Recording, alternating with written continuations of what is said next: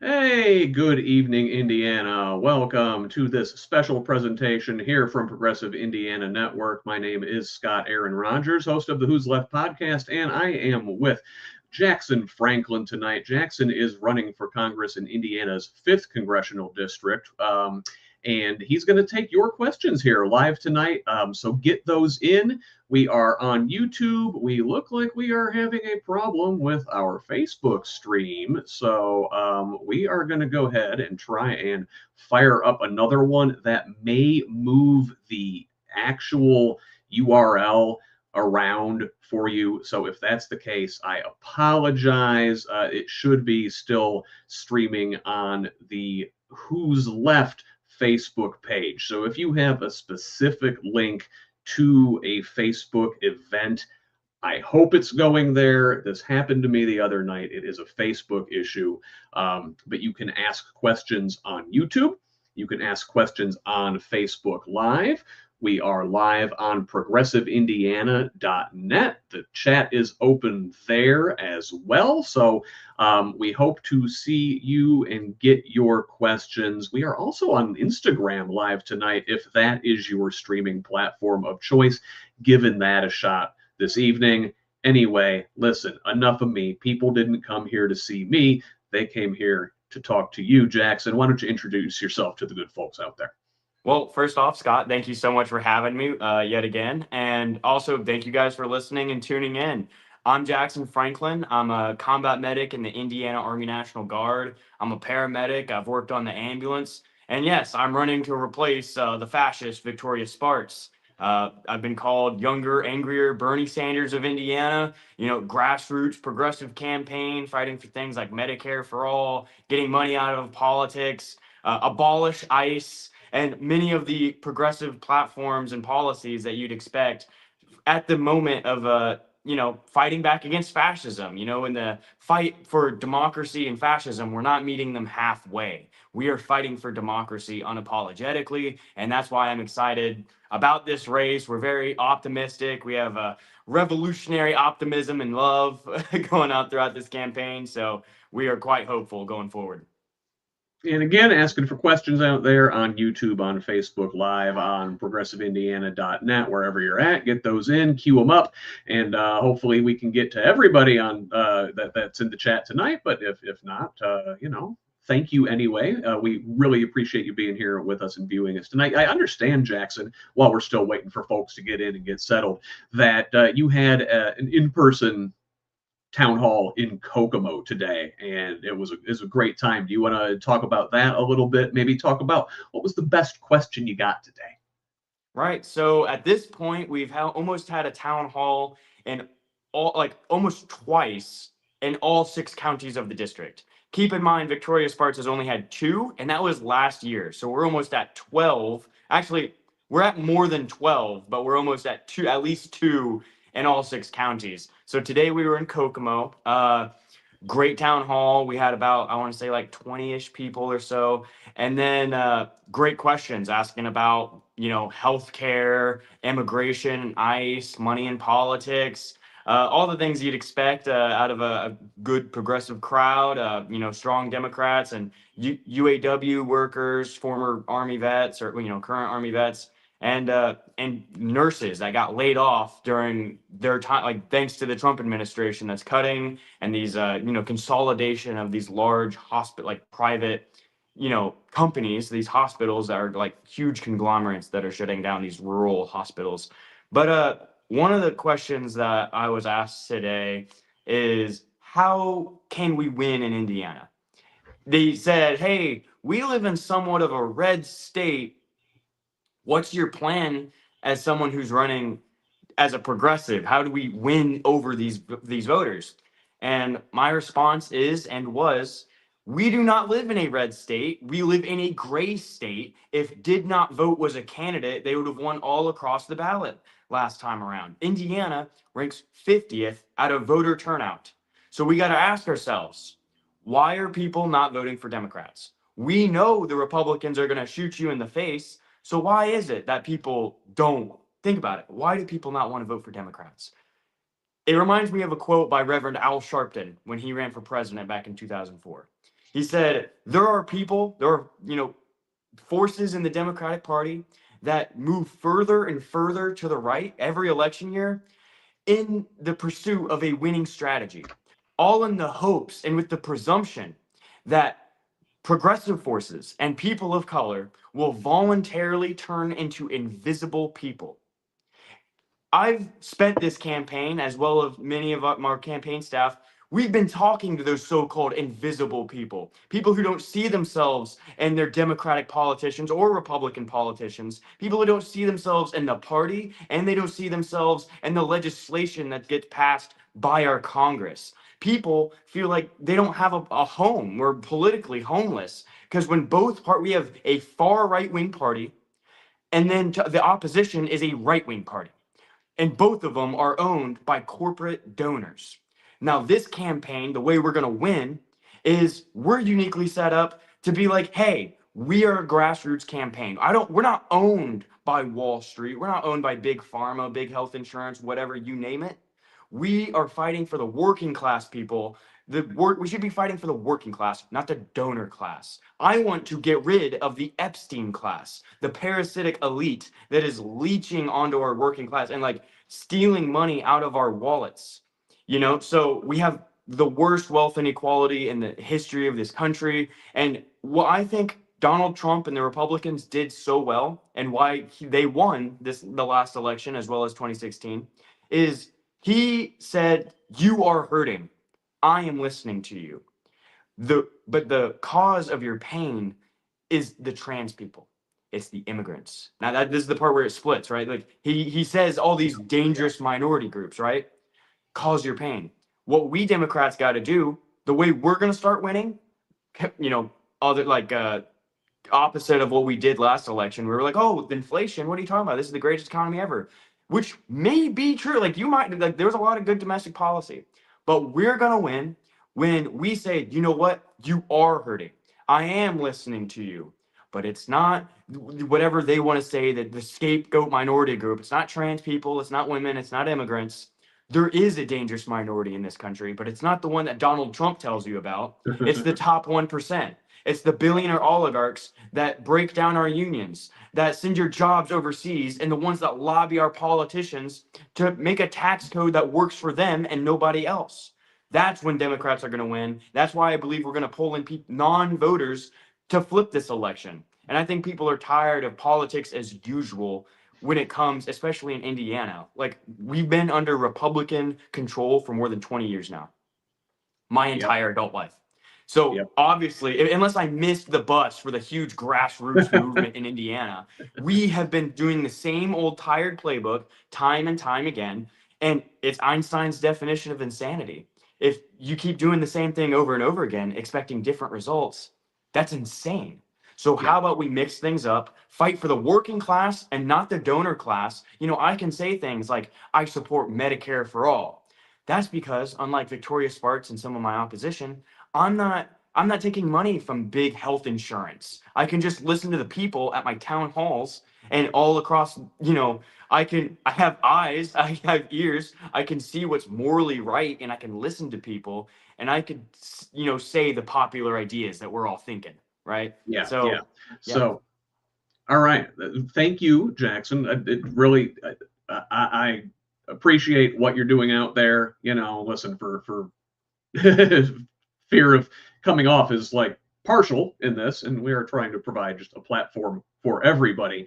I really appreciate somebody filling that lane. It needs to be done 100%. So thank you for running that kind of campaign. Now let's hear. No one wants to hear from me though. They want to hear from you about their questions. So let's start in the chat over on YouTube, where the first question is this: the Boxcar Adventurer asks, "Hello, Jackson. Does your campaign still support training citizens in defensive protest methods?" Yes. Next question. No, I'm just kidding. So yes, we have been giving these protest aids, and like, hey, everyone has a role. Like, especially if things escalate. Like here, I'm from Muncie, so I'm a Munsonian, or as the Ball State kids call us, Moguls.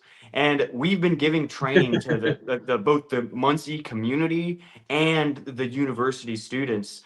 How to protest effectively, how to get your point across, and if things do escalate, hey, have your protest medic. Have like here, don't spread milk or whatever on CS gas or whatever. Like that makes it weird. Like use water and there's many other things. Like, hey, have you thought about laser point? Like all these different methods of like protesting and combating against the rise of fascism in this country.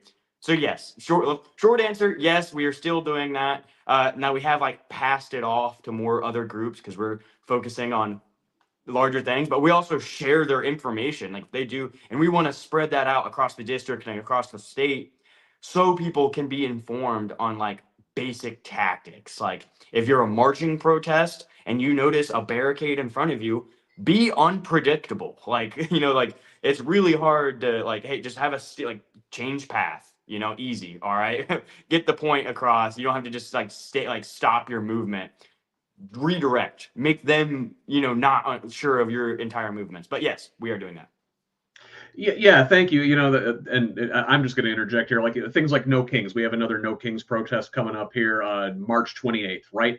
Things like that are great. That is a great way to get large numbers of people involved. But I don't think, like as to what you're saying, that we're not going to defeat the fascist movement in this country without some disruption. And disruption is different than violence, if anybody's trying to imply MLK was that. disruptive, Yes. like Yes. MLK, what he did was not legal. Like he was like he was a peaceful protester, but he was disruptive, like, blocking streets, getting in front of government buildings and not letting politicians in. Like just having a sit-in, like you go into your state house and you're just like, no, we're not moving, man. Like you're like, what are you gonna do about it? That kind of stuff. Like disrupt. Like they're not going to notice you. Like the first No Kings, which I love No King. It's a great organizing tool for people that are mobilized. It's good to mobilize people. The real trick is organizing people and for continued action. Yeah. So yeah. So like the big beautiful bill, so called, I call it the big billionaire bill, it passed just like nearly 2 weeks after the first No Kings protest, which was the largest protest in American history up to like for a long time, like the modern American politics. So they weren't listening to us. We did letter writing campaigns. We called our senators. We called our state reps. Our Congress reps, right? And they weren't listening to us. So what's next?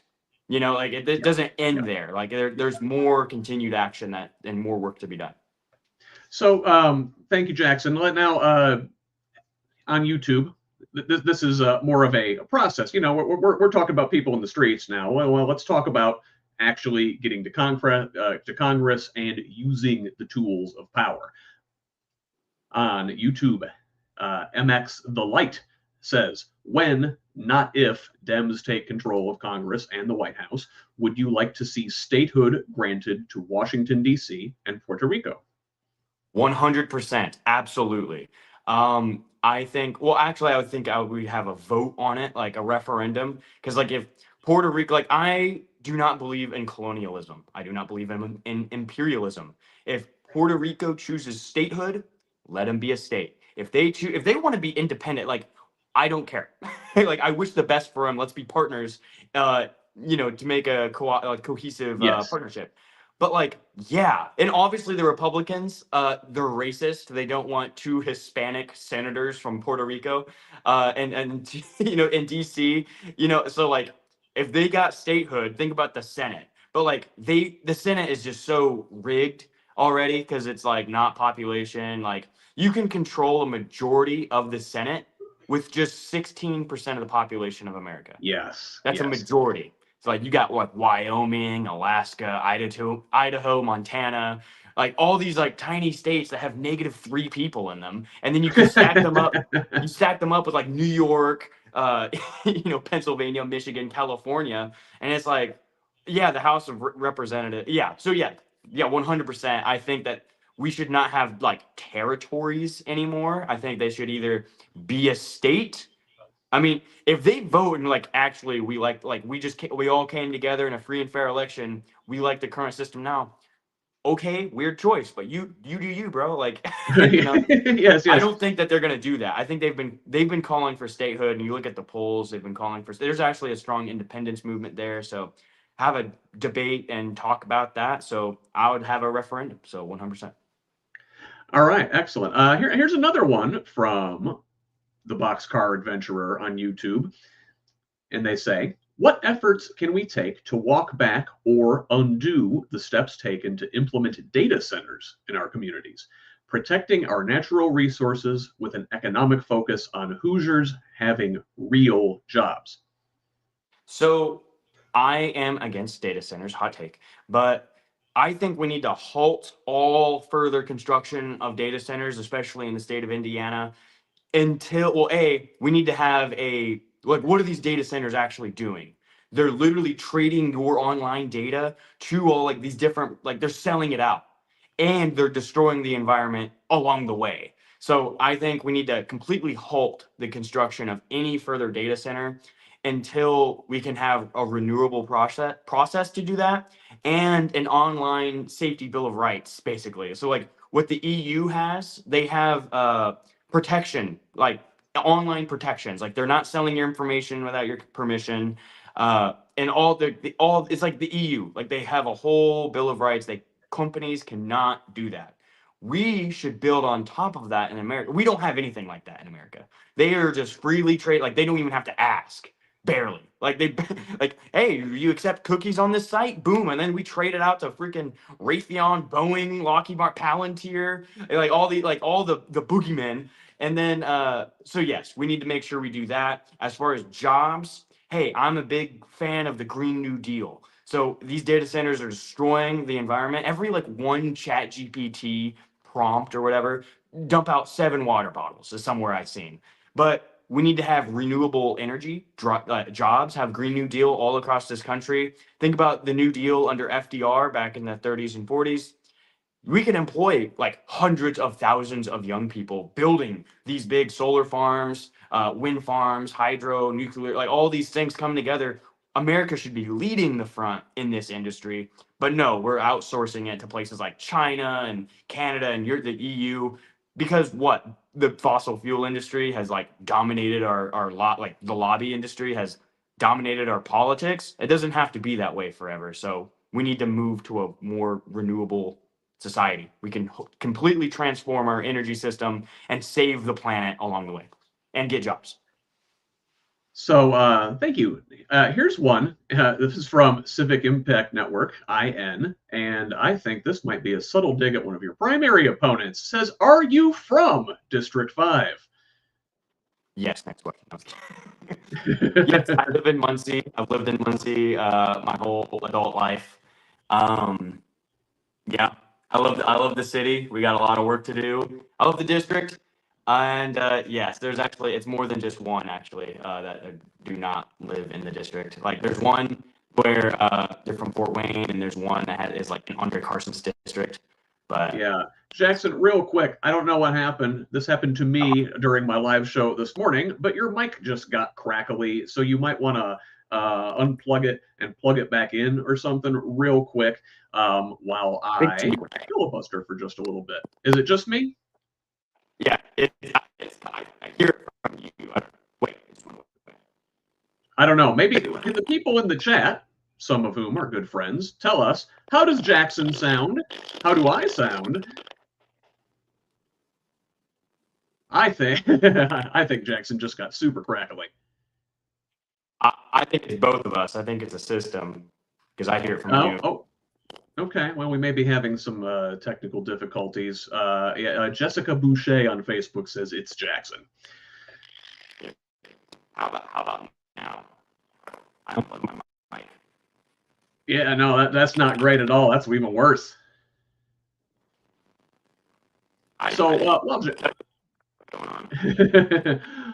We are going to let, hopefully, Jackson get that taken care of here. And I'm going to use this opportunity to briefly if I may ask for some support here on Progressive Indiana Network. We are putting out a lot of content every week for progressives, by progressives in the state of Indiana. Really trying to pop that right-wing disinformation bubble that we live in. There's hate radio all over the place. Every little town in the state has their own little radio station that plays high school sports, gives you the school closings, and then spends the rest of their time playing hate radio. We've only got a handful of companies that own all the TV stations in the state. We've there's the entire right-wing podcast sphere that is out there with support from the billionaire class. We don't have that. We work for you, and we could use your help. So if you can, head on over to progressiveindiana.net. Help us out with a paid subscription. You can sign up for as little as $5 a month. It's $50 for the whole year, so that's a couple months free. And again, it helps us develop an information environment in Indiana where we can push back on the right-wing grift and bring news and politics that really matters to you, the people. And listen, even if you can't afford it, please just subscribe. You can do that for free. We don't paywall anything. We're not going to make you give us money for important news and content in the middle of a political crisis. So if you can, help us out with the paid subscription. Jackson, you still crackling over there? No, it's still cracky. I still hear you like cracking out. Huh. Well, yeah. I don't know. Does the chat think I sound okay? They say George Sullivan Davis on Facebook says Jackson is full of lightning. Maybe that's what's going on. I'm shocking. Maybe it's. I tried refreshing and it still didn't work. Oh man, that sounds terrible. Maybe try losing the mic and see if just your phone mic will work. It might not be the best audio quality, but it's going to be better than this. So hopefully we can get this sorted out. This is no mic. That's no mic. Jeez. Cracklin Jackson, says George Sullivan Davis on Facebook. Did you already try leaving the studio and coming back in? Yeah, I'll do that. I refreshed it, so yeah, I kind of did something similar.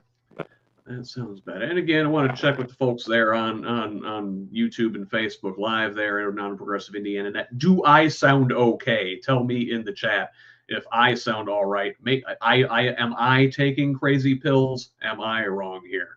So you know what?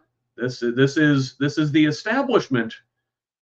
They don't want Jackson's message to get out. That must be what's going on here. Maybe. Thank you, Terry. Terry tells me my audio's fine. So hopefully we can get Jackson back on here. Whatever's going on, we can get that rectified. And yeah, it could just be a bad internet connection on Jackson's end. Jackson, how do we sound now? it still sounds bad. Oh, and you still sound bad too. Oh, that is disappointing. Well, geez, I don't know how I want to handle this.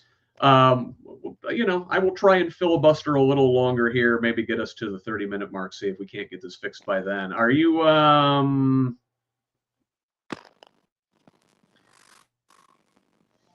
you say you're on your phone, right? So that might be a network issue for all we know. I switched between service and Wi-Fi, and it still hasn't changed. Well, no, you sound good. You sound good. That's better. Oh, it just random. All right. Okay. That's random. Yeah. All right. Well, whatever it was, the gods have smiled upon us now. And let's see. I want to scroll back up here through the comments because there's a lot of a lot of good ones here. But what are actually relevantly political? Here we go. MX the Light again on YouTube, asks, what are your thoughts on the sub minimum wage? Many servers, bartenders, and other nail salon stylists have to rely on tips because the $2.13 an hour sub minimum wage hardly covers taxes. What do you think about the tip minimum wage specifically here, and then the minimum wage in general, which is still $7.25 since 2009? Right. So hopefully the audio stays with us. I don't know if it being vertical or horizontal had any difference or impact on it, but with the sub minimum wage, yes, like we need to join most of the developed world and not have like this we need to phase it out. We also should have a living wage for all workers. We need to make sure like what this campaign is advocating for is to have a $25 minimum wage and have a phase out, through that sub minimum wage, to make it to where they're getting paid at enough to live, to catch it, like have the same, just get rid of it. These employers, they brag about record profits every single year, but then they're not paying their workers. They're like, oh, let's leave it to tip, the tip system. We gotta, if you want to have tips, but on top of that living wage, sure. But like that's at the customer's discretion, I suppose. Here, I'm gonna try to. Yeah, and they don't do that in, say, Europe. Folks that we typically think of as tipped employees here in the United States, like servers or whatnot, they actually get paid a regular salary over there. And I've not been to Europe myself, but I understand if you go as an American and try and leave a tip, they're like, "The hell are you doing? We don't need that. Like, this is a real job. I can make ends meet doing this." So that is a thing we can do here for sure through things like better policy. Now, I guess let me stay on the lines of minimum wage. Like, what should it be? I'm going to have Kyle Rourke from the 9th District here for one of these town halls next Sunday at this time. And I just saw a social media video from him talking about how the minimum wage is too low, and he suggested $12 an hour. Is that That's enough? gross. That is absurd. That is absurdly low, and that is basically like the Republican compromise. I don't know who this guy is, but so like basically, all right. So 70% of the nation wants it at least to be $17 a minimum wage. But the thing is, like, it's up to us as politicians not only to fight for what's popular, we also got to make popular what's right. Like Bernie Sanders in 2016, he was fighting for Medicare for all, even when it was only at like 49%, 50%. And then look, now it's also another thing that's at 70%. So if the minimum wage stayed on track with the workers' productivity since the 50s, the minimum wage would be something like $40 an hour right now, which we're not calling for at the moment, but we can at least have a $25 minimum wage. Like, we are working harder now than back then. We are less unionized. We have these right to work for less laws all across the country. So having a $12 minimum wage means they're still okay with people working 40, 50 hours a week and not being able to provide for themselves, not being able to, put food on the table for their kids, pay rent off. It should at least, like, I'm saying 25. All right, like 25, let's meet in the middle. Let's go like 20. Like anything less than that is like you're an extremist. Like, what are we talking about? You want people to work and not have enough to live? Like, I don't know. That's insane to me. Yeah, no, and it is certainly true that the minimum wage has not caught up. Well, let me ask you furthermore. Say whatever number we wind up settling at, it needs to be raised from where it's at And right now. tie it to inflation, so that way we don't have to keep revisiting this problem every few years.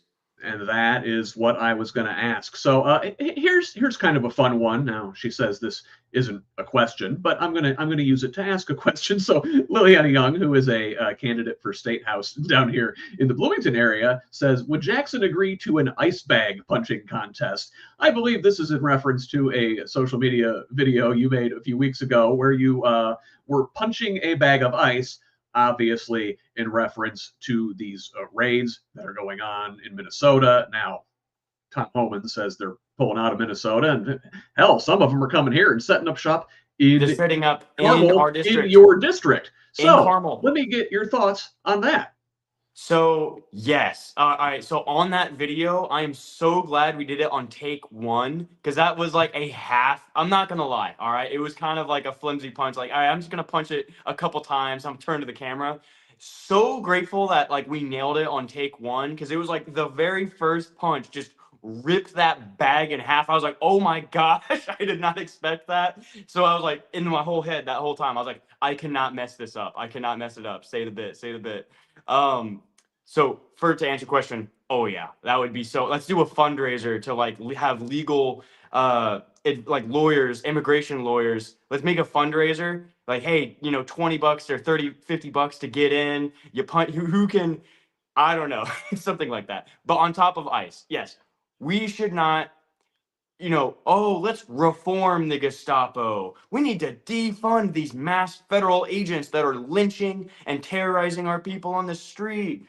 No, we need to abolish the Gestapo. Like these people are insane. They're just henchmen. They're the brown shirts. Like to me, like the Democrat, like Chuck Schumer and like the people on the Democratic side that are like more conservative, in leadership, it's absolutely insane to me that that's not on the table. They're like, guys, body cameras.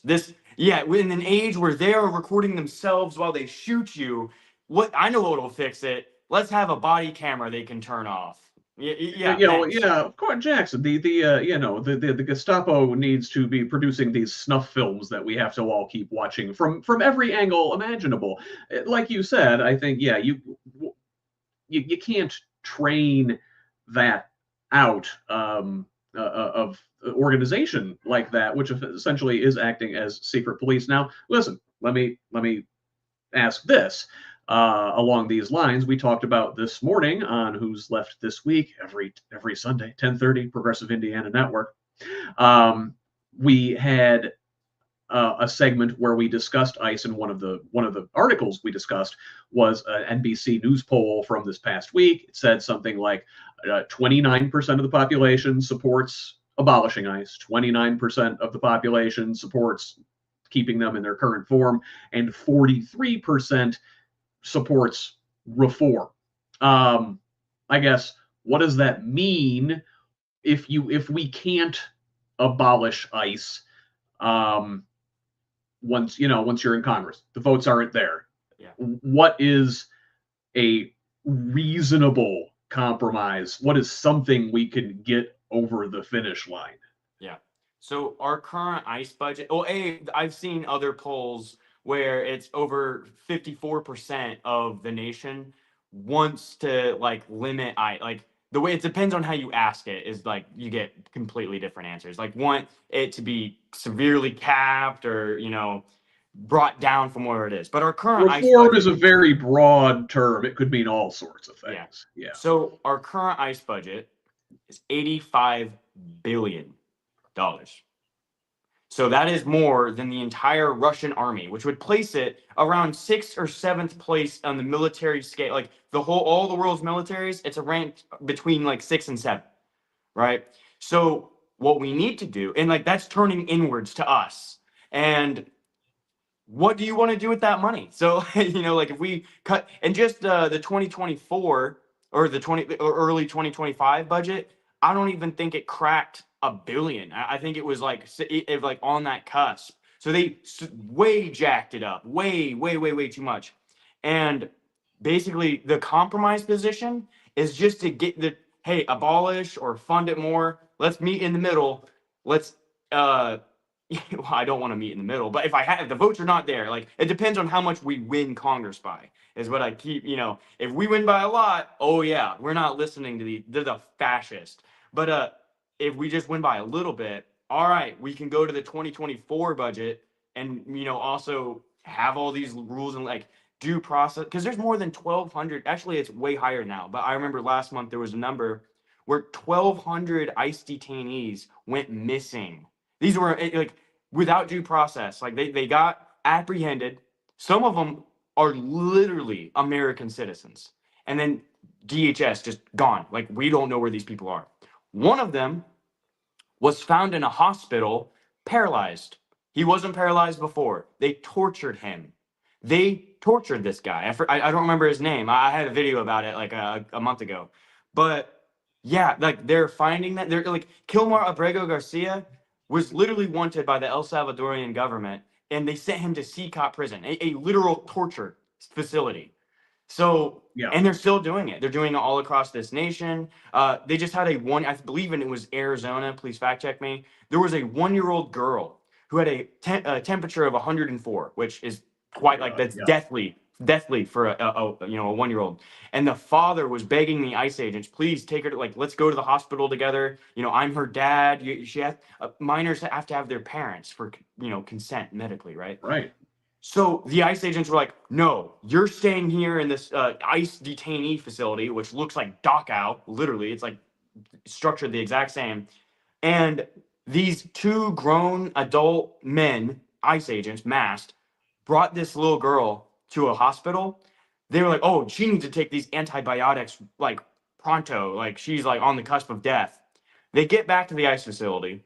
They don't give it to her. They throw it away and they just give her Tylenol. And then she like by the miracle of whatever is like she barely lived. She almost died. Now that is a form of cruel and unusual punishment for what? Well, for what? You came here without papers. You didn't papers please hard enough. So that's absurd. Yeah, we Right. need to get rid of this.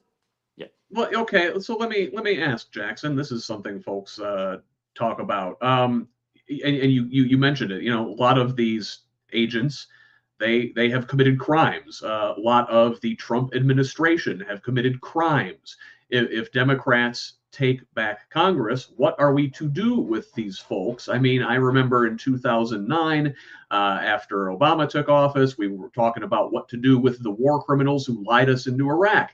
Obama said, we're not going to look back.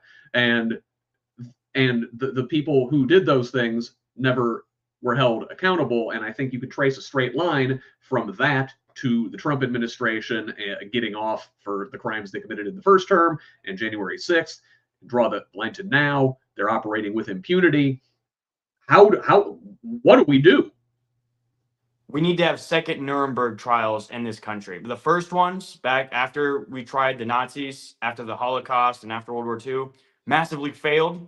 But we learned the lessons from history.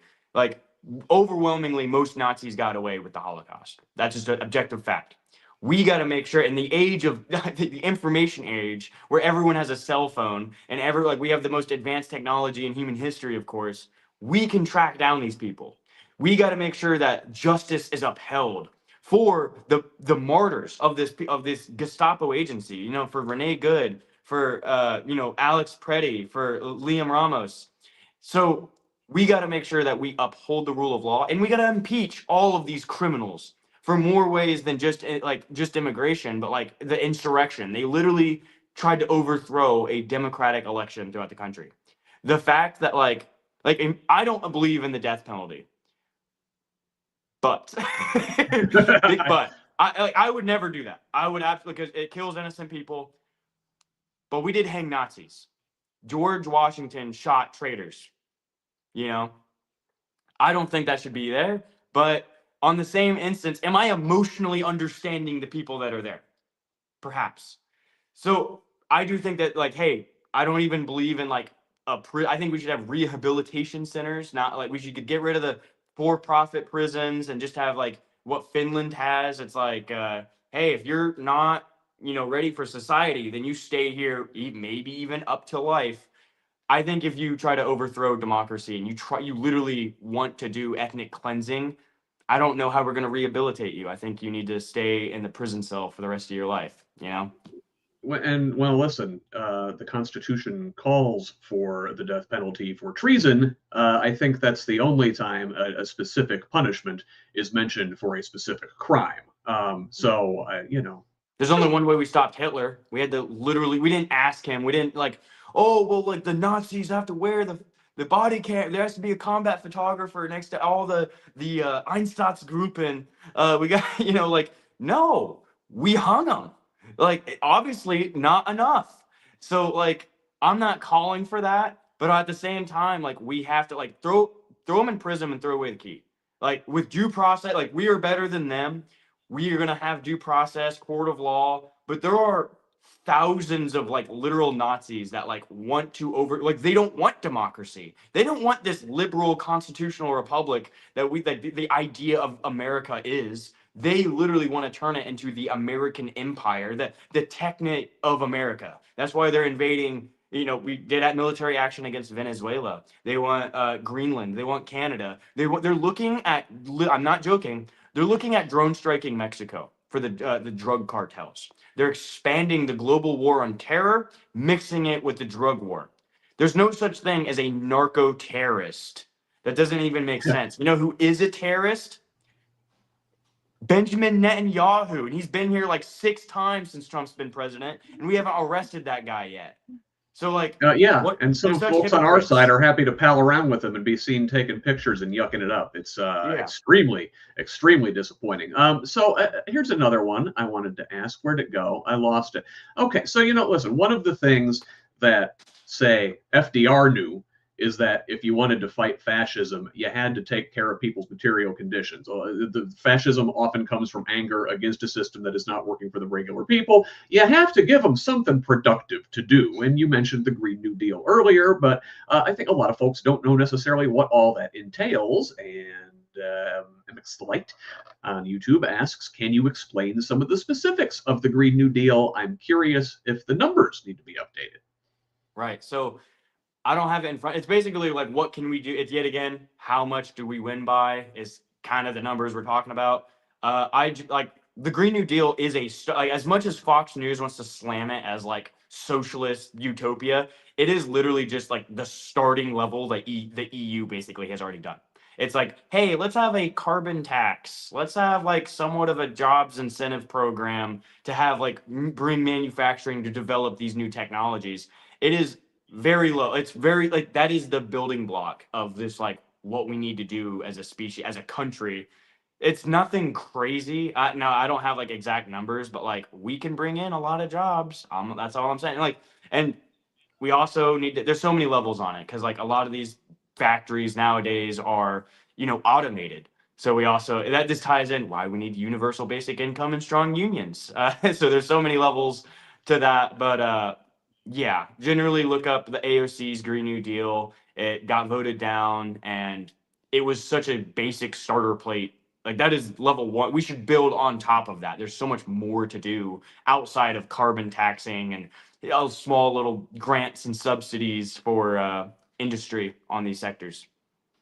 We've got to go big. I mean, we are the climate crisis is not a hoax. This is another thing we talked about this morning on the show. The Trump administration's rolling back regulations when we've known for 40 years that this was coming, and here we are seeing real-time effects of climate change now, and they're still denying it and saying it's a hoax. The time to do anything is really, really shrinking, and we got to go big or go home. And the Green New Deal can do that and give us productive things to do and really solve a lot of problems. The planet is not just dying, it's getting murdered by the fossil fuel industry and the lobbyists that lobby our politicians. Like that Trump's first pick for the EPA, his first term was literally the ExxonMobil CEO, and right now it's like some other big oil company guy. I don't remember his name, oh yeah, what they just did like this last week, completely, they're trying to gut the EPA. They're trying to take away the environmental protection out of the Environmental Protection Agency. There's like the Endangered Act clause or whatever it was. They're trying to get rid of it. Yes. Yes. EPA no longer stands for Environmental Protection Agency under the Trump administration. It's more like the Environmental Punishment Agency or something to that effect. I had something better teed up and gone. Another one from Liliana. Would you use your platform and resources as a congressman to help state Democrats put pressure on corrupt officials such as our Governor Braun? I don't know exactly how that would work and what the rules are around it, but maybe Jackson, you do and could explain how you could use your platform in that regard. Yeah, so the bully pulpit is something to wield. Donald Trump wields it every single day. And like I'm not even elected and I'm out there screaming at this guy every single day and like posting it online, letting people know about the issues, the bills that are going through the state house. As a congressperson, oh, you bet that I'm going to be out there screaming at these guys. Like I view Braun and many others at like you got to treat them like they are literally Hitler. Like I view like I was just testifying a bill, SB 76 about ICE. Like they're trying to, bring in like more ICE power, like, in the state. Also HB 1443. They're like a National Guard bill. I'm in the National Guard. I'm not speaking for the department, but they're trying to give Braun his like 500 members of the military police. Also, they literally just criminalized houselessness. If they catch someone sleeping on the street, they are going to give them a warning. And then the second time, they're going to throw them in jail and have a $500 fine. They're literally trying to sweep that, like throw them in jail, throw everyone in jail that they find as out on the streets instead of taking care of them. So these people are monsters, and I'm like, I don't hold back. So yes, I will use the bully pulpit and my platform to boost up like state reps, and I've already done that. I've already been doing that as just a candidate, and I will continue to happen as your congressperson. I will boost up the fight both in state and federally, and it's what needs to be done. It's an organization. It's not me. It's us. It's up to everybody to help bolster the ranks of the Democratic Party and in the state house. And we need to fight back against fascism by any means necessary. So I guess one of the reasons we've found ourselves in this fascist hellscape is because we've had 50 plus years now of essentially a corrupt far right wing movement powered by money that has captured the mechanisms of government through Supreme Court cases like Bellotti and Buckley, and of course Citizens United, which is the big one. And the Boxcar Adventurer asks, once in office, how can or will your team keep the door of transparency open to allow the public to remain informed, so we know you don't become one of these guys that gets there and then becomes lured by the moneyed beast? Yeah, so I'm not going to DC to make any friends. In fact, I will probably be in a, small bubble of actual progressive champions. I mean, it's a nation, like there's so many awesome candidates all across the nation. So, but I am a grassroots candidate, and this is a grassroots campaign. Once elected, like I'm not going anywhere to like please any special interest group other than the people of the 5th district. So you can be guaranteed that like we will stay up to date. Like, hey, this is the bill. This is my thoughts on it. For me, I want as close to like I want like ballot referendums for like a lot of these bills, and then there's like hey, the representatives are just like the border, like the guard, like the borders, like the left and right limits of like facilitating the debate. But so yes, we must be transparent.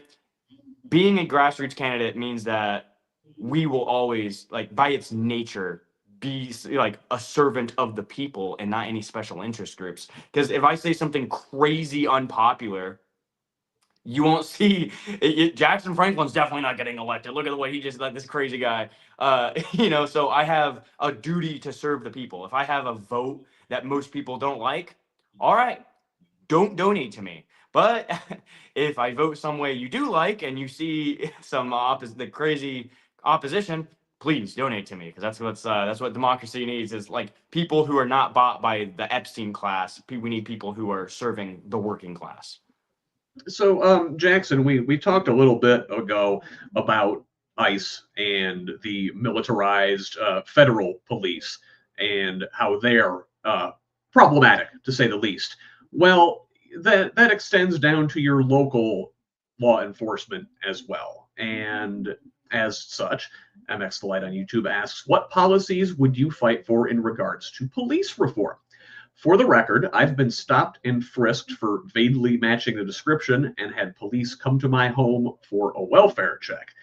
How do we make sure things like that don't go awry? They go awry far too often. Yeah. So we need large police reform in this country. So, and that also includes, and obviously ending the disastrous war on drugs. They racially profile, people in, historically marginalized communities. And even though black people and white people smoke cannabis at the same rate, black people are 4 times more likely to get stopped and also get the charge of drug possession, and it's all to benefit like the big pharma industry because they see cannabis as a problem, and we have for-profit prison industry, because the 13th Amendment still, like, we still have slavery in this country. That's the thing a lot of people aren't awake to yet. But like the 13th Amendment, hey, no slavery unless you're incarcerated for a crime, and then we could enslave you all we want. But as far as for police reform goes, we I mean, there's so many things. I don't even know where to start. Well, we also need to make sure we have uphold due process. I mean, I know that's a big ICE thing, but these self-investigation, like, we need to definitely strengthen the investigate, because like, oh well, we investigated ourselves. It's like the IDF when they like commit a crime over in Yeah. Gaza. That's what our current police does. Like, oh well, we looked into it and our boys are clean. No, what? No, we need to have like effective tools and means for, the people's justice to reign through. And yeah, whatever that looks like, I definitely be worth looking into and be support. So I guess I want to riff on this a little bit and ask, I think a lot the left got blamed after the George Floyd protests and the backlash to that for adopting the phrase "abolish the police" or not abolish the police. It was defund the police. Now we're talking about abolish ICE, and you can hear the quote unquote normie libs shushing us and say, well, don't say those things. What is your stance on that in general? I mean, I think I know where you're going here. Please remind the chat what year George Floyd happened, and also what election did we win after that? Yeah, that was 2020, wasn't it? It was 2020. Oh, did we win back the presidency? Did that tank up? Did we get Donald Trump? It seems like when we weren't saying that, that's when we lost. So and actually the libs are on our side. The libs are on the progressive side on this issue. Like, according to all the polls, I've talked to everybody. I mean, I've talked to thousands of people on this. They want us to abolish ICE. We are so fed up. Like, and yet again, I'm not going to compromise. Like, on like, hey, the Gestapo people, like, our boys in black with the red armbands, they're just doing their job. Uphold it. Like, and I saw someone who I'm running against say, like, while we respect the authorities, that the hard job of these immigration customs enforcement, I'm like, excuse you? We respect them now. All right, I see you. I screenshotted that. Like, all right, this is going in the history books, buddy. But did we win? We said, and guess what? It wasn't like a major Democratic platform. It was like I don't know if any congressperson said it. It was like candidates and activists that said it. And then it was like candidates in like unwinnable areas, I might add. And then maybe like one congressperson. But like on a national platform, it wasn't really said. But the ground game was there. Everyone was talking about it, and then we won. What happens if we lean into it? Like, like, hey, yeah, the Gestapo is there and they're trying to kill your neighbor and your family. We're against that. Or do you want to be like, guys, I respect their job of like kicking your teeth in and knocking your neighbor upside the head and shooting you in the back of the head. But like, guys, maybe we just let's go to the middle ground. Do it by the books, right? Yeah. People are tired of voting for the lesser of two evils. Why can't we just be good? You love it. You love it. All right, here we go. It's a great username, by the way, on YouTube. Nana Nut Muffin asks, what was your I need to be the one to do this moment that finalized your decision to run? I mean, so I've been in the space for 10 years. I got, Bernie Sanders is right here over my shoulder. He very much encouraged me to you know, he activated me, and as well as many people. And I might also mention in my generation, he activated us. I knew that the system was bad, and he made me realize just how bad we uniquely have it in America. I'm like, oh my gosh, everyone else has universal health care, or paid family leave and time off work, like sick days. Why can't we? So my brother Julian, he looks exactly like me. If you've met him, he was the leading person that said, like, dude, you need to do this, because I mean, after all, there's so many things that built up to this crazy decision that we made, right? Like, it's not just one thing. It's like we helped on campaigns. I was a policy advisor for a previous congressional campaign. I knocked on doors. I've done the phone calls. But I never thought I was going to be a candidate. But also, like, I got tired of seeing corporate conservative Democrats winning the nomination and then losing. And I'm like, oh my gosh, if you just ran on a popular message, like it's that goes back to the Einstein quote, like, oh my gosh, how many times are we gonna run right into the iceberg, and just like we can see it from miles away. If we run a corporate conservative Democrat, we are going to lose. And I mentioned, even though there's no questions, I mentioned the genocide a lot in this interview, or this town hall, because listen, we lost last time. In my view, we lost young people for not mentioning the genocide. We got to mention that. All right. So, like, if literally 92% of the Democratic Party, the base, that is, of the voters, call it a genocide. Genocide. They're not genocide deniers. And I'm the only candidate in this race that calls it that. I would be so happy to see if someone else did. But at this moment, I'm the only one in the state, the only congressional candidate in the whole state of Indiana that's endorsed by Citizens Against AIPAC. Why is that? It's because I'm very outspoken about this, and that's what it's needed to win. So, sorry, what was the, what was the original? Well, no, it was what was your I need to do this moment, and I think you pretty well. Also, yeah. on the angle, I mentioned this a lot.